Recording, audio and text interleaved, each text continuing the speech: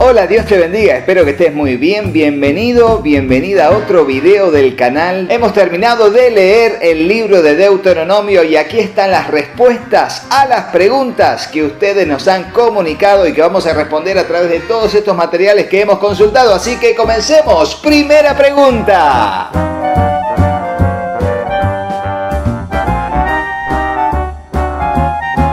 Y claro, en el capítulo 2 se nos menciona los gigantes que aparecieron en la Biblia a lo largo del contenido del capítulo 2, que dice que en la tierra habían gigantes y que en los tiempos antiguos también habían gigantes, pero en los tiempos antiguos se toma de la época de los patriarcas y luego de la generación de Noé. Por supuesto que el capítulo 6 dice que cuando llegaron los hijos de Dios y se unieron a las hijas de los hombres, salieron gigantes, hombres de renombre. Y bueno, nosotros hicimos con respecto a ese tema un video, por eso te dejo aquí la descripción de ese video para que puedas verlo allí. Haces clic y aparece el video en una próxima pestaña para que la puedas ver después. Ahí está la explicación de cómo surgieron los gigantes y todas las teorías que hay al respecto, pero del capítulo 6 de Génesis. Ahora, con respecto a esto, que después del diluvio también hubieron gigantes y hubo lo que se llamó una raza de gigantes.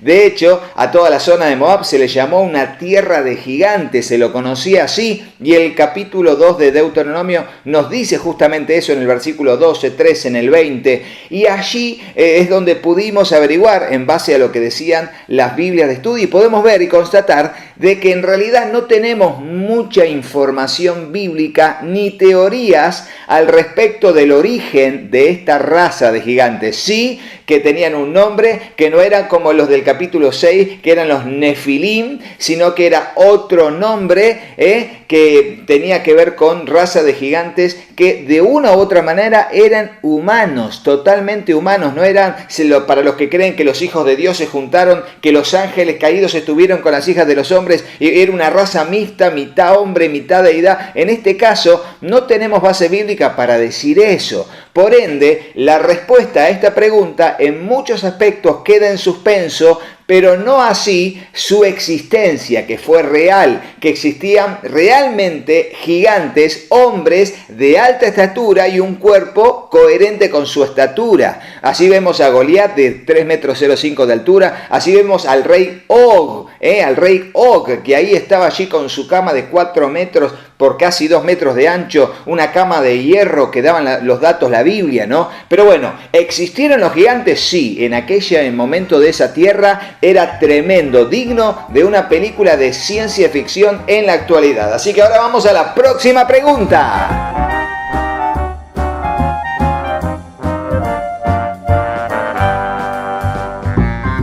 Claro, y nos preguntan por qué el cerdo no se puede comer y por qué en aquel tiempo también había muchos animales impuros, aves y peces que eran impuros y que no se podían comer. En principio hay que darle una aclaración en base a lo que nos dijeron los diccionarios, los comentarios bíblicos de las Biblias. Tiene que ver con un triple propósito. En principio habían animales que eran inaccesibles por su carne para ser comidos, porque, en primero, por una cuestión de sanidad, porque eran más propensos a tener enfermedades y a poder llevar al pueblo diferentes pestes a través del consumo de animales que eran demasiado sucios para aquel entonces. Quizás hoy en día tenemos otro tipo de estado sanitario del tratamiento de los animales para comer, pero en aquel tiempo lo primero era guarda que no tengas enfermedades. La Biblia dice que esos animales prohibidos eran impuros y no solamente no se podían comer, sino que cuando se tocaba el cuerpo muerto de ese animal, la persona también quedaba impura y tenía que lavarse y esperar un tiempo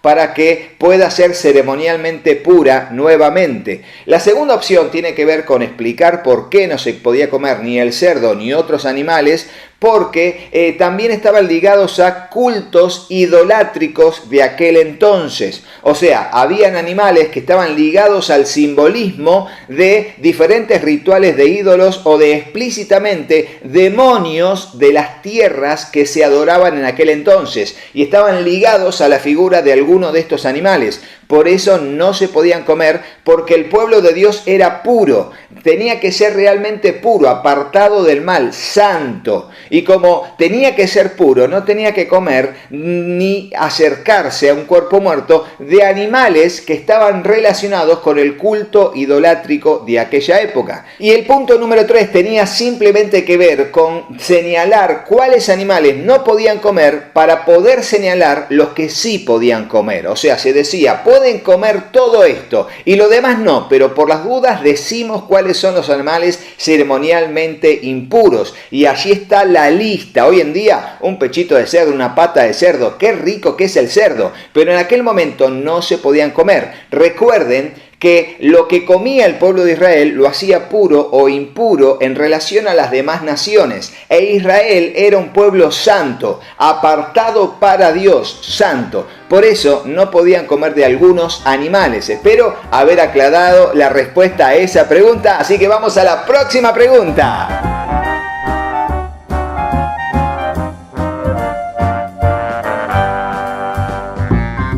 El Urim y el Tumín. Sí, el Urim y el Tumín. Miren, aparece en el libro de Éxodo cuando se empieza a describir las vestiduras sacerdotales del sumo sacerdote. Era un conjunto de piedras. No hay mucha descripción en la Biblia y mejor así para que no se hagan réplicas y se empiece a vender por todos lados o que la gente empiece a adorar como si fuera un oráculo el Urim y el Tumín.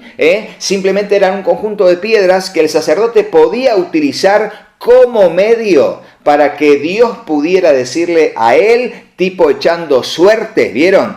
Tipo cara seca, ¿vieron? Cuando tiramos una moneda al aire y si cae de un lado es una cosa y si cae del otro es otra. Bueno, esas piedras tenían una forma que no se describe en la Biblia, que al utilizarlas, Dios podía utilizarlas para mostrar la voluntad, su voluntad al pueblo. Y se usaba para múltiples ocasiones, sobre todo cuando había que definir veredictos, cuando tenía que dar una condena, cuando tenía que definirse la culpabilidad de una nación, la culpabilidad de un territorio, la culpabilidad de una tribu, de una familia o hasta de una sola persona. El Urim y el Tumín se usaba como método para que Dios pudiese reflejar al pueblo su voluntad a través del sumo sacerdote o el sacerdote que lo tenían. Ahora, el Urim y el Tumín estuvieron durante todo el tiempo desde que es fundada la nación de Israel hasta que finalmente se va a la deportación a Babilonia. Pero dicen los eruditos que después de la deportación a Babilonia, cuando se reconstruye el templo llamado el templo de Zorobabel, el Urim y el Tumín desaparecen y no hay más rastros de ellos como método de consulta de la voluntad de Dios específica y dirigida y creada por él, porque el Urim y el Tumín fueron partes de las vestiduras sacerdotales que Dios le había dado y dicho a Moisés que hiciese. Vamos a la próxima pregunta.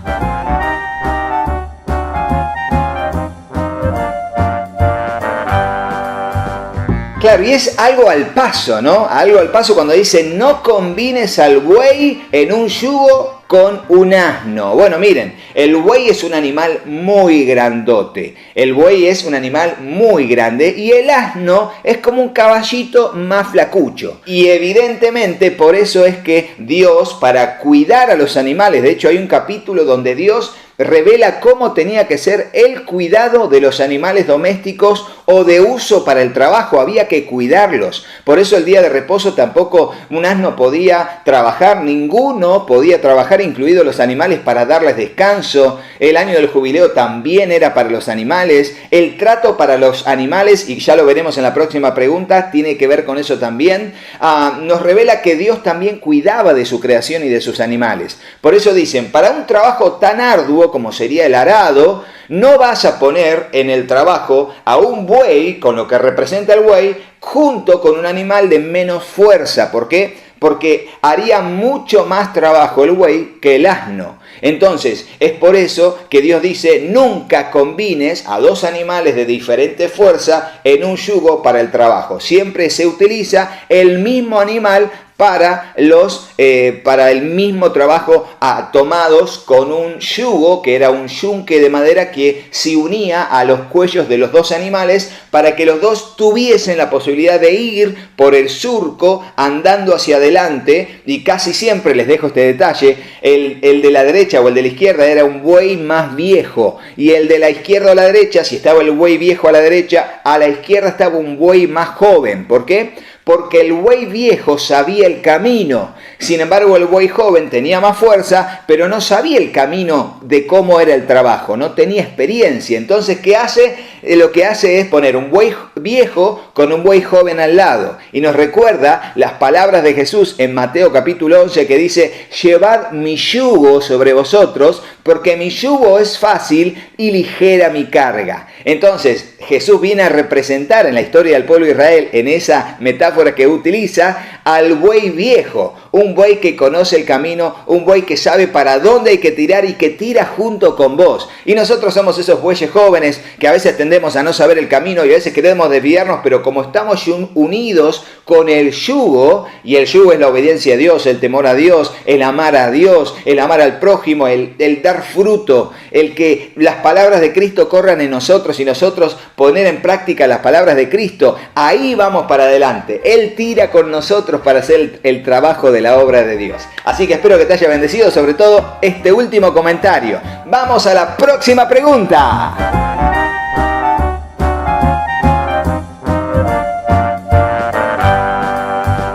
Como dijimos en la respuesta anterior, Dios manda en el libro de Deuteronomio y también en otra parte de la ley a poder respetar el uso y el cuidado de animales domésticos. En este caso, se podía comer un cabrito, pero por ejemplo el cabrito tenía que estar junto con la madre 7 días. No se podía sacar de la madre apenas nacía un cabrito para ser comido, sino hasta después de 7 días. Y eso nos habla de que Dios cuida a los animales y tiene normas de funcionamiento de cómo debe ser tratado el animal doméstico. Ahora, con respecto a esto de no hervir al cabrito en la leche de su madre, no era solamente para cuidar a la madre o para que, no estuviese en el mismo lugar, que era una aberración en sí, me explico, ¿no? Agarrar la leche de la madre y hervir al cabrito que había tenido, sino que también estaba ligado con una costumbre idolátrica de aquel entonces. Las naciones vecinas, una de las cosas que hacían para rendirle culto a sus dioses,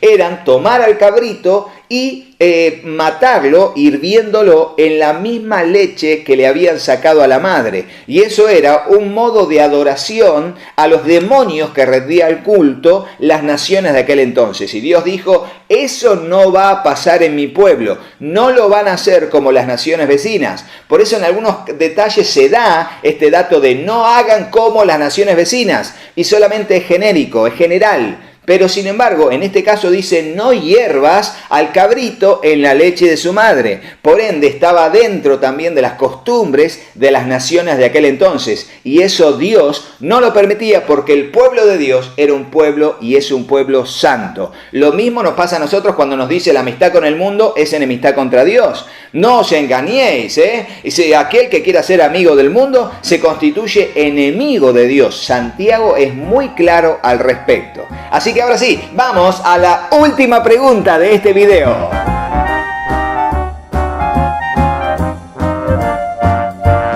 Y ya lo hemos visto en el libro de Números y también en este libro de Deuteronomio, y varias veces, aunque Moisés se lo pidió y rogó por él mismo y le dijo: Dios, perdóname, déjame entrar a este pueblo a la tierra prometida, Dios dijo no. Y claro, la pregunta es: ¿por qué fue tan severo? Porque en otras ocasiones Dios iba a matar al pueblo y Moisés intercedió y Dios no lo mató en ese momento, salvo a los culpables. Luego estipuló que, toda la generación moriría en el desierto de 20 años para arriba durante 40 años, y así fue. Ahora, en el caso de Moisés, aunque él le habló del asunto, Dios le dijo: no vamos a hablar más del asunto, no vas a entrar a la tierra prometida, ni vos ni tu hermano. Aarón murió. Y unos añitos más tarde muere Moisés y le dice: te voy a subir al monte, y allí desde el monte vas a poder ver toda la región que va a ser para el pueblo de Israel y toda la tierra que van a conquistar, pero allí mismo vas a morir.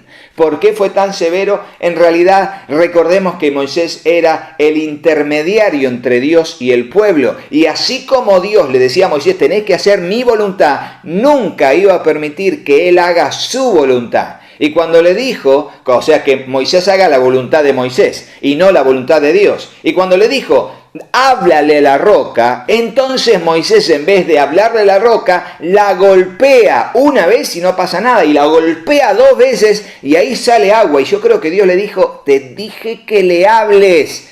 Y en vez de hablarle, la golpea de vuelta y dice, mira, por amor y misericordia voy a hacer que salga de la roca agua, solamente para que no quedes mal parado delante del pueblo. Pero no hiciste mi voluntad, no me santificaste. Dios le dijo, hablale, como que yo le diga a mi hijo hace esto y no lo hace, como yo le diga a mi esposa hace esto y delante de toda la gente no lo hace. Deja mal parada, no santifica el nombre de Dios, no deja a Dios glorificándose en el asunto. Como él ya había golpeado la roca en Horeb y había salido agua, hizo lo mismo y no hizo lo que Dios le había dicho. En ese caso Dios le dijo, no, eso no te lo puedo permitir.